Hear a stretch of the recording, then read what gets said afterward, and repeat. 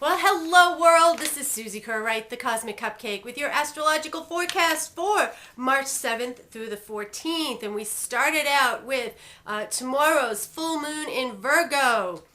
So full moon's always a time of very heightened sensitivity. It's a time to review and conclude things on a full moon. So you reap what you've sown. You can see what that is. So you're going to find, with this particular one, it's in Virgo. So you're going to find people probably more willing to help during this phase. And it's a really good time to do typical Virgo things like rid yourself of unhealthy eating habits and get into some more healthy routines, and cleaning, organizing, and of course service work. You know, volunteer at a shelter, do a benefit, that kind of thing.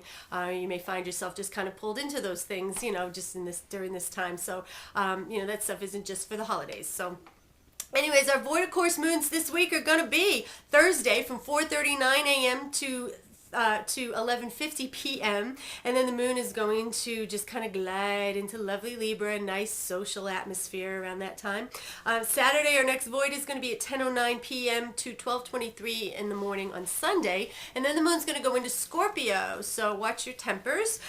This is also daylight savings time, spring ahead. Yeah, probably a lot of people are going to be pissed off about losing their hour. I know I will be. So anyways, but we all get through it, right?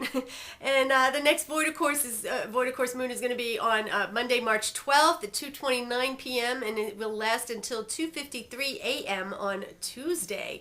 And then the moon is going to go into Sagittarius. Optimism abounds, and we will need it. A lot of things happening right in a very short period of time here this week. So we want to talk about let's talk about the big Kahuna here. We've got I do want to mention we do have some very nice aspects, Jupiter, Venus, and Pluto, in a very positive aspect to each other. So there's some good things that are going on out there, but we do have to address the Mercury Retrograde stuff. Everybody panics when Mercury goes retrograde. I have an entire video here on this channel. Let's see, it would probably be up in that corner. You can see it's an older video I did, but it gives you a lot of really good tips and tricks on how to survive and thrive in a Mercury retrograde. There is a way to do it. But this Mercury retrograde is going to be in Aries, and Aries is that warrior sign. So Mercury is going to station on March 12th, Monday, at 2:48 a.m. and that means it kind of appears to stop, and then it begins literally its backing up motion. So it'll be retrograde until April 4th, that's not an exact date. Like I always tell you, you know, it's still going to be in its shadow for a little bit after that. It'll be in its shadow until about April 12th. So Mercury, the trickster, is going to be in Aries. As I said, it's a fire sign, and it's one that likes to be direct and move very quickly. So Mercury's closest to the Earth now, and when it does that, it takes on a much slower feel. So imagine a fiery warrior trying to hold him back, what that's going to feel like. So again, check out my other video and you can see some more about it. But for the signs this week, since we're dealing with the initial energies of Mercury retrograde, Aries, Gemini, and Virgo. You guys, Aries, it's in your sign, and Gemini and Virgo, you're ruled by Mercury. So this is going to probably impact you guys the most. Aries, you're going to be kind of a hot mess this week, I guess. You want to be super careful, like driving or doing anything, you know, where you have any kind of lethal weapon in your possession. Your little hot temper button is going to get pushed pretty hard. So, and just out of frustration. I mean, if you remember to breathe and take it slow and do all these new agey kind of really good things for you, you will be just fine. But generally, we kind of operate in whatever mode we're in. And for Aries, it's generally go. Stop is not a good mode for you. Slow down is not a good mode for you. So you're going to have to really be conscious of that this week. Geminis, the message is really the same for you. As a wild multitasker going in 50 million directions at the same time, you're going to have to pay closer attention to details over this period of time, or the screw-up fairy will be visiting you personally.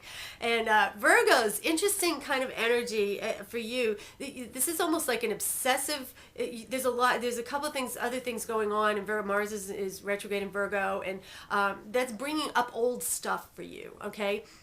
And so how that works is it can bring reminders from your past that, Virgos don't like a messy past, and they don't like a messy anything. So if you're focusing on past issues, things popping up that are reminding you, it's a good time to just get rid of them. Old pictures of old boyfriends or whatever, throw them away, get rid of them, or put them up somewhere where you're not going to run across them. It's like, this is like the kind of cut it and leave it behind now energy. Don't dwell on it. Don't keep asking for the answers. Why did this happen? Because sometimes, frankly, the answer is there is no answer. Live with it. So you can't always analyze everything into being. So Taurus, you generally move a little bit more slowly anyway, so this gives you a chance to catch up with the rest, or the rest to catch up with you, however you want to look at it.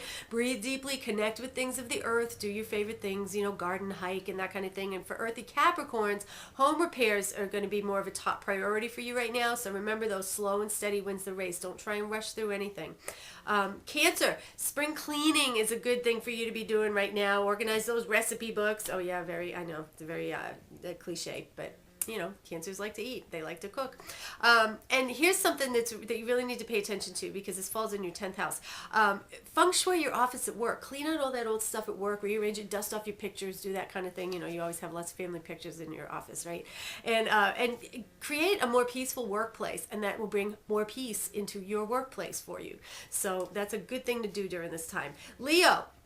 Lions are going to have their share of travel glitches this week. So if you travel a lot, or you have any plans to travel anywhere, please have plans A, B, C, and D ready. Bring a book to read when your flight's delayed or whatever. On the upside, here's a really cool thing. You're going to get like kind of a bigger picture view this week. You'll actually be able to see the light at the end of the tunnel, and kind of look outward a little bit, see where, kind of focus on where you'd like to see your life in a year from now or 5 years from now. So focus on your vision instead of the petty annoyances. Libra, Mercury's dancing through your house of partnerships, so miscommunications in the love department can be very costly this week.